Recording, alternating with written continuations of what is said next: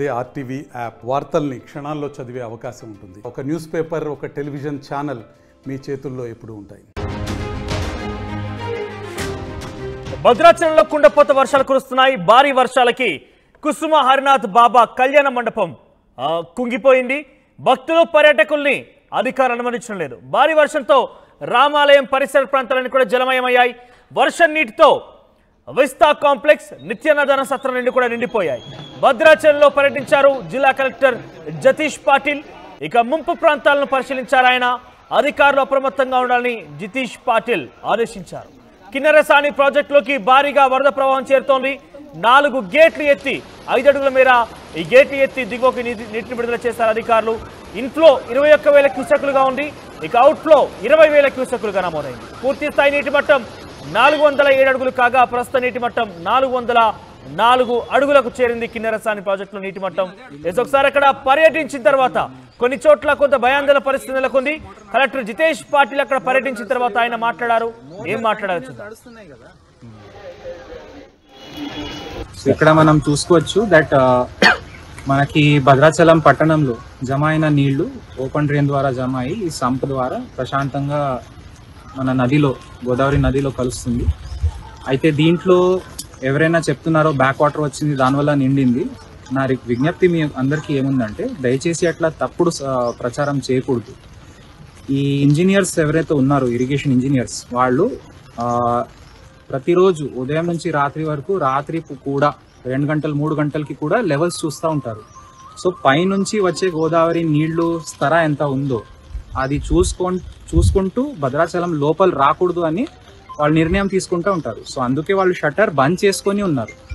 బంద్ చేసి మనం భద్రాచలం పట్టణానికి కాపాడుతున్నాము. ఈ సమయంలో పట్టణంలోనే భారీ వర్షం జరిగింది అనుకోండి, 2-3 గంటలు, ఖచ్చితంగా నీళ్లు అది జమ అవుతుంది. సో దానికి తీయడానికి మన మోటార్స్ ఉన్నాయి. మోటార్స్ కూడా కంటిన్యూస్ గా నడుస్తున్నాయి. 7 ఎలక్ట్రిక్ మోటార్స్ ఉన్నాయి, 2 డీజిల్ పంప్స్ కూడా ఉన్నాయి. పూర్తిగా నడిపించి వెంటనే నీళ్లు ఖాళీ అయిపోయింది. సో దానివల్ల ఇప్పుడు మనకి భద్రాచలంలో ఇప్పుడు మీరు చూసుకోవచ్చు ఎటువంటి నీళ్లు లేదు. సో గేట్ ఎందుకు ఎత్తలేదు, అట్లా తెలివి లేకుండా మాట్లాడితే అది బాగుండదు. సో గేట్ ఇప్పుడు ఎత్తేసాము, ఎందుకంటే మనకి తెలుసు పైనుంచి నీళ్లు రావట్లేదు.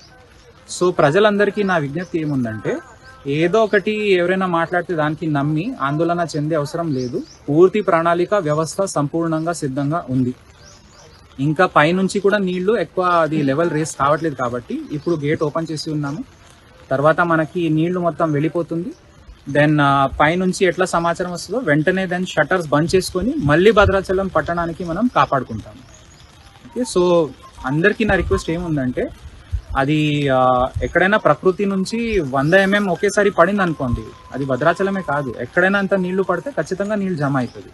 సో దానికోసం ఎవరు ఏం చేయట్లేదు, అట్లా అపోహాలు సృష్టించే అవసరం లేదు.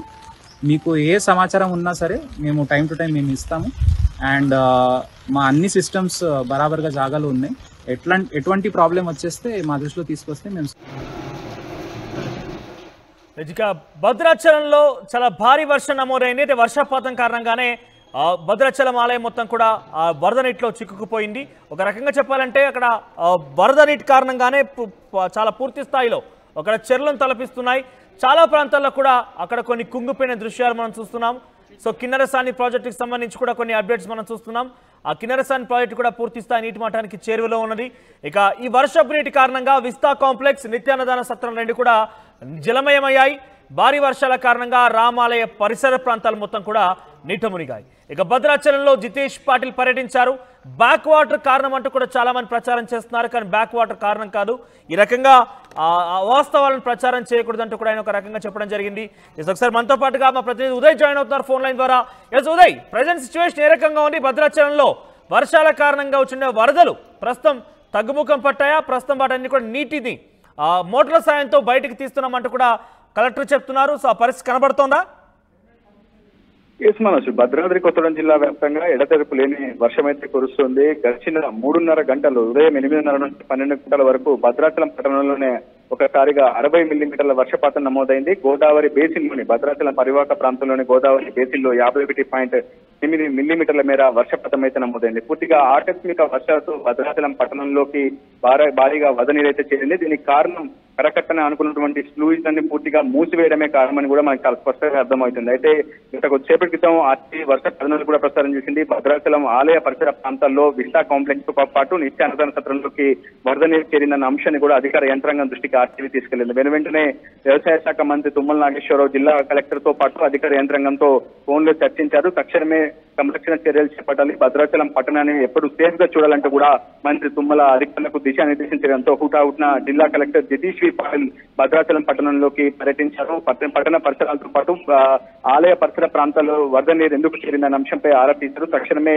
స్లూయిస్ లాక్లను ఎత్తివేసి పట్టణంలో ఉన్నటువంటి వరద నీరునంతా కూడా గోదావరికి డంప్ చేయాలని ఆదేశాలు జారీ హుటాహుటిన అధికార యంత్రాంగం కూడా అప్రమత్తమై అటు పట్టణంలో ఉన్నటువంటి వరద నీటిని, డ్రైనేజ్ నీటిని గోదావరికి సంపుల ద్వారాతో కావచ్చు మోటార్ల ద్వారా డ్రైనేజ్ వాటర్ అంతా కూడా భద్రాచలం వద్ద ఉన్నటువంటి గోదావరి నదిలోకి డంప్ అయితే చేశారు. ప్రస్తుతం భారీ వర్షాల కారణంగా భద్రాచలం పట్టణంలోని కుసుమ హరినాథ్ బాబా ఆలయ బేస్మెంట్ అంటే ఆ కళ్యాణ మండపం యొక్క బేస్మెంట్ మొత్తం కూడా కూలిపోయి బీటలు వారినటువంటి సిచ్యువేషన్, అది కూలిపోయే ప్రమాదం కూడా ఉందని ఇప్పటికే అధికార యంత్రాంగంతో చర్చించారు. జిల్లా కలెక్టర్ జతీష్ వి పాటిల్ తక్షణమే దానికి సంబంధించినటువంటి సహాయక చర్యలు, అంటే దాన్ని కూల్చివేతకు సంబంధించినటువంటి చర్యలు ముందస్తుగానే ఆలోచన చేయండి, ప్రణాళికను సిద్ధం చేసుకోండి.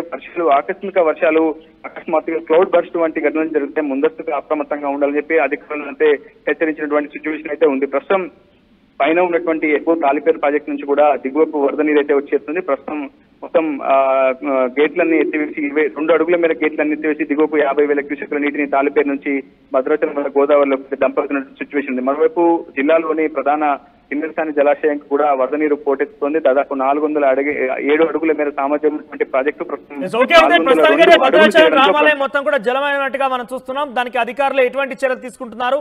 ఆ వరద నీటిని ఏ రకంగా బయటికి తీస్తున్నారు? ప్రస్తుతం అయితే ప్రత్యేక సంపుల ద్వారాతో పాటు స్లూయిస్ ను అన్లాక్ చేయడంతో ప్రస్తుతం గోదావరి అంటే భద్రాచలం పట్టణంలో ఉన్నటువంటి నిల్వ ఉన్నటువంటి వరద నీరు అంతా కూడా ప్రస్తుతం గోదావరిలో డంప్ చేశారు. ప్రస్తుతం అంతా కూడా క్లీన్ గా మారింది. విస్టా కాంప్లెక్స్ తో పాటు నిత్యాన్నదాన సత్రంలో ఒక్క చుక్క వర్షపు నీరు లేకుండా ఎప్పటికప్పుడు భద్రాచలం పట్టణంలో ఉన్నటువంటి వరద నీటిని, డ్రైనేజ్ వాటర్ ని తక్షణమే స్లూయిల ద్వారా బయటికి పంపాలని అయితే అధికారులు దిశానిర్దేశం చేస్తారు. మనోజ్ రైట్, కొన్ని చోట్ల ఇక్కడ కుసుమ హరినాథ్ బాబా ఆలయం సంబంధించిన కళ్యాణ మండపం కూడా కుంగినట్టుగా చెప్తున్నారు. దానికి సంబంధించిన దృశ్యాలు కూడా మనం చూస్తున్నాం ఆర్టీవీ స్క్రీన్ పైన. సో అంటే ఆ కుంగుబాటికి గల కారణాలు కావచ్చు, లేకపోతే దాన్ని ఏ రకంగా పర్యవేక్షించి తిరిగి ఉపయోగంలో తీసుకొచ్చే అవకాశం ఉంది?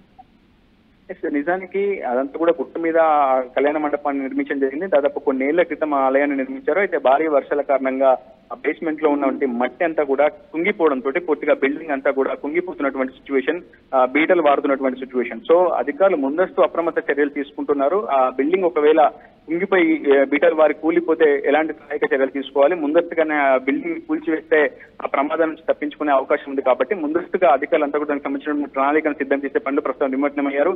ఎప్పటికప్పుడు అధికారులతో పాటు మీడియా సమన్వయం చేసుకుంటూ ముందుకు వెళ్లాల్సినటువంటి అవసరం ఉంటుంది. ఎక్కడ అపోహలు సృష్టించే విధంగా, భయప్రాంతాలకు గురి చేసే విధంగా కథనాలు ప్రచారం చేయకూడదని కూడా మీడియా కలెక్టర్ జతీష్ వి పాటిల్ కోరడం జరిగింది. Manoj right, thank you for the updates. మొత్తం మీద భద్రాచలంలో కుండపోత వర్షం నమోదైంది. ఈ వర్షాల కారణంగా ఆలయ పరిసరాలను కూడా జలమయమయ్యాయి. ముఖ్యంగా కుసుమ హరినాథ్ బాబా ఆలయ కళ్యాణ మండపం కూడా కుంగుబాటు గురైంది. దీంతో పాటుగా విస్తా కాంప్లెక్స్, నిత్యాన్నదాన సత్రం సంబంధించినటువంటి ఆ పరిసర ప్రాంతాలను కూడా జలమయమయ్యాయి. ప్రస్తుతానికి అక్కడ అధికారులు పర్యవేక్షిస్తున్నారు. పూర్తి స్థాయి అక్కడ నీటి మట్టాన్ని, వరదను మొత్తం కూడా సంపుల ద్వారా ఇతరత్ర మోటార్ల సహాయంతో బయటికి తీసుకొచ్చే ప్రయత్నం చేస్తున్నారు. ప్రస్తుతానికైతే కొంత అక్కడ సిచ్యువేషన్ మొత్తం కూడా అదుపులోకి వచ్చినట్టుగా అధికారులు తెలుపుతున్నారు.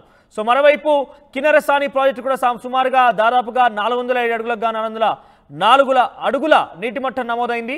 సో దాన్ని కూడా కొంత దిగువకు నీటి విడుదల చేస్తున్నారు. 21,000 ఇన్ఫ్లో కొనసాగుతున్న నేపథ్యంలో 20,000 క్యూసెక్ల అవుట్ఫ్లోగా వదులుతున్నారు.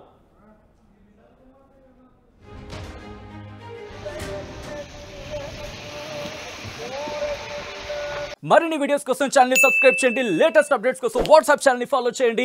అండ్ లింక్ డిస్క్రిప్షన్ లో ఉంది.